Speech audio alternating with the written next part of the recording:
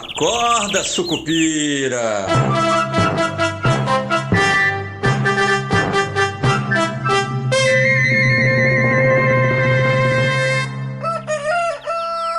Bom dia, pessoal, sejam todos muito bem-vindos, sejam todas muito bem-vindas a este Acorda Sucupira comigo, Rodrigo Oliveira, nesta sexta-feira, 21 de fevereiro de 2025, e hoje uma sexta-feira no estilo Madeirite, né? Sextou, papai, olha só, meio-dia, quem fez, quem não fez, vai fazer mais, né? Não é isso? É alguma coisa parecida com isso? Mas é o seguinte, até meio-dia também não deve acontecer muita coisa, pelo menos de coisas marcadas ou agendadas ou preparadas para o mercado financeiro, para a economia como um todo, né? A gente tem hoje uma repercussão, nem é uma repercussão, né? O pessoal com a notícia do cancelamento, não, da suspensão do Plano Safra até a aprovação do orçamento, né? Sem orçamento, o Plano Safra ficou sem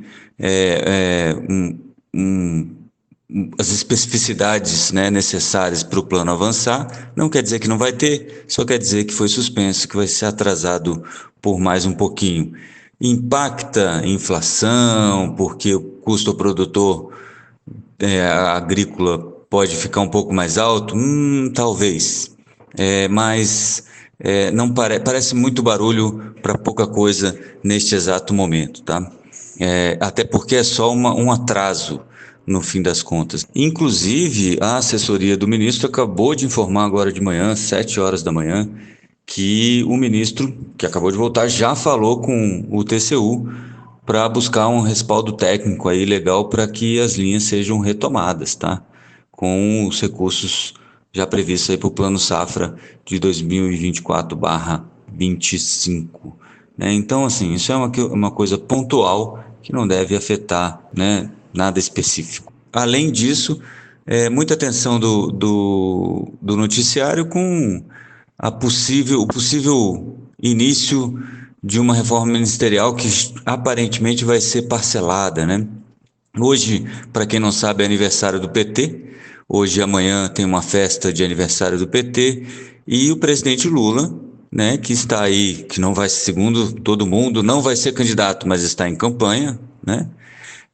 Vai participar aí de um evento no Rio de Janeiro e depois das festividades aí do PT e deve anunciar, então, o grande reforço para a equipe ministerial do presidente, que é Gleisi Hoffmann, né? Presidente do PT, em fim de mandato já na presidência do PT, e deve assumir uma pastinha, provavelmente relações institucionais no governo, né?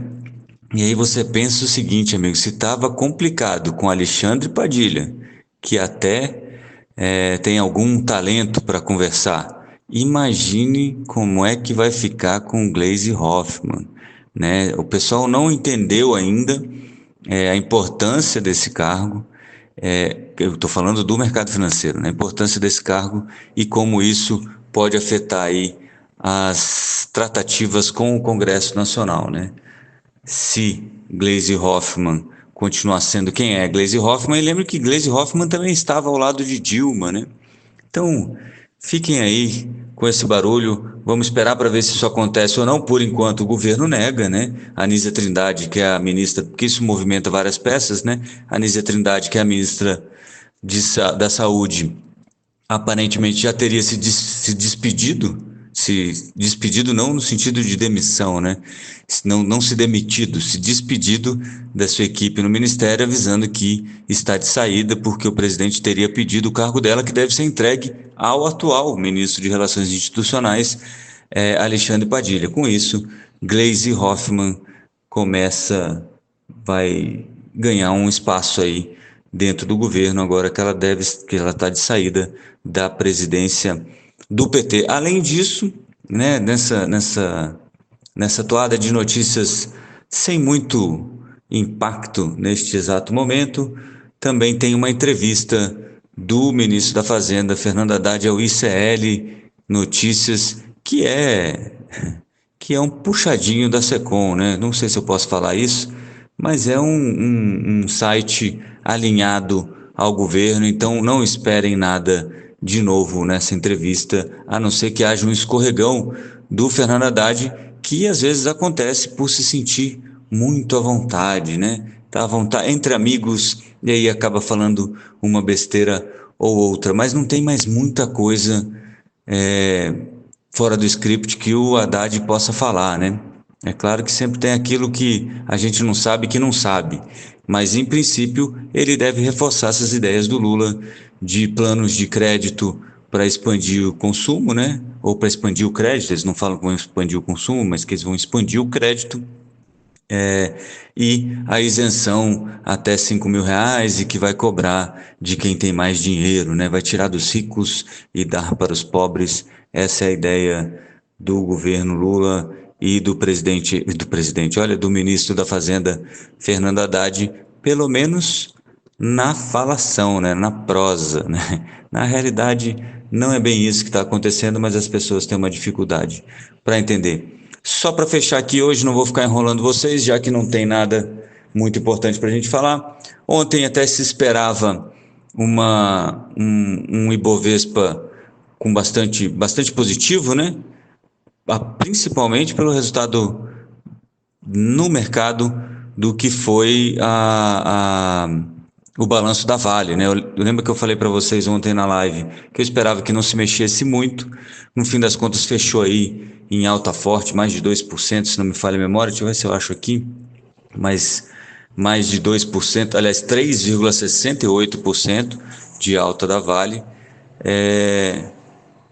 E isso foi justamente aquela história que eu tinha falado, tinham alguns impairments, né? Tinha um prejuízo contábil, mas ele era apenas efeito contábil mesmo, porque você precisava, em função de reavaliação de umas unidades lá no Canadá e alguns outros efeitos que também acabaram prejudicando o balanço ali, que era do swap e da alta do dólar e alguns movimentos de hedge aí da Vale, mas a empresa distribuiu dividendos fortes, anunciou recompra e isso tudo ajudou a manter o otimismo aí com a Vale que subiu 3,68 no dia de ontem. Aí Banco do Brasil, Gerdau e mais algumas jogaram contra e acabaram atrapalhando um pouco dessa alta.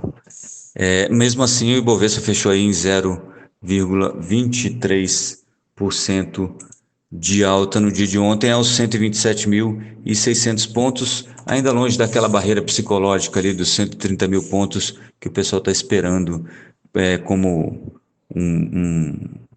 uma barreira que, se ultrapassada, a bolsa deve ganhar mais velocidade.